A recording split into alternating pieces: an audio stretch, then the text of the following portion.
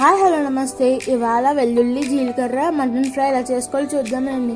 1/2 kg mutton, 2 వెల్లుల్లిపాయలు ఇలా వలుచుకోవాలి.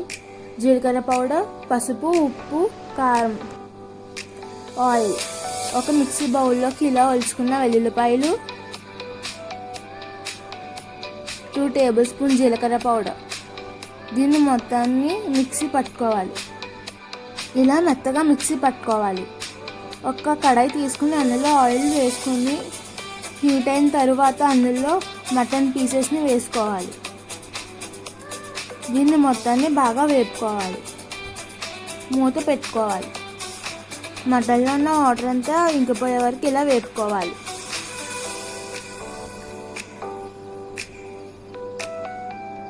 ఇలా ఎర్రగా వేపుకోవాలి.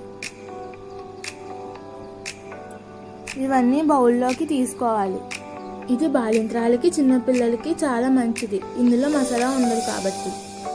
ఇందాక మనం పేస్ట్ పట్టుకున్న వెల్లుల్లి జీలకర్ర పేస్ట్ ఇందులో యాడ్ చేసుకోవాలి.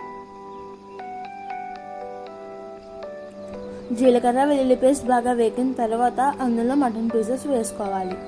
దీంట్లో టేస్ట్ తగినంత సాల్ట్, చిటికెడంత పసుపు, టేస్ట్ తగినంత కారం వేసుకుని బాగా వేపుకుని అందులో పీసెస్ ఫిల్ అయ్యేంత వరకు వాటర్ యాడ్ చేసుకోవాలి. దీన్ని మూత పెట్టుకుని కొంచెం బాగా టేస్ట్ జీలకర్ర వెల్లుల్లి fry ready. Please like, share and subscribe to our channel.